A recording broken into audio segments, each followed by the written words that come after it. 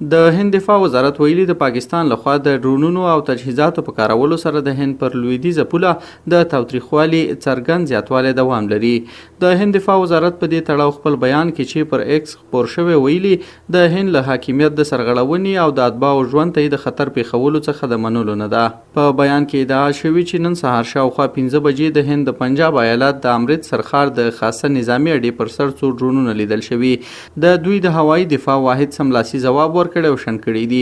شاوخوا 2 ساعته وړاندې د امریکا د بهرنیو چارو وزیر د پاکستان له پوځ له مشر سره ټلیفوني خبرې هم کړي دي. د امریکا د بهرنیو چارو وزیر مارک روبیو د پاکستان د پوځ له لوی درستیز جنرال اسیم منیر سره په ټلیفوني خبرو کې دغه هیواد او هند ترمنځ د روان کړکېچ او تاوتریخوالي درېدو لپاره د منځګړیتوب وړاندیز کړی دی.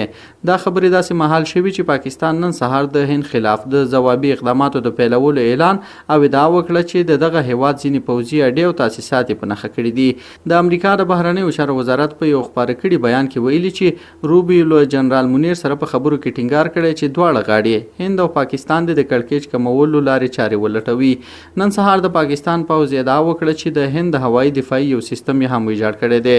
د پاکستان پوځ د هند د یو S-400 دفاعي سیستم د ویجاړولو په ګډون یو لړ ادعاوې کړي دي.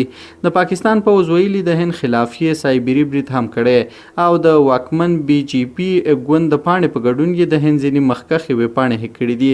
هند لا تر اوسه په دې اړه تبصره نه ده کړې، خو په هند کې د BJP ویبپاڼه لا پرانیستل کیږي. د یادونې وړ چې تر دې وړاندې د هند پوځ تېره شپه ادعا وکړه چې لاهور کې د پاکستان یو دفاعي سیستم هم له منځه وړی دی.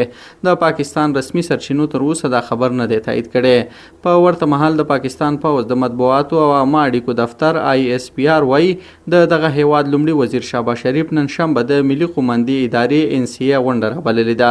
د یادونې وړ چې پاکستان کې د ملي قوماندې ادارې وروستۍ غونډه د 2019 میلادي کال فبرورۍ کې دغه هیواد د پخواني لومړي وزیر عمران خان په مشرۍ ترسره شوه.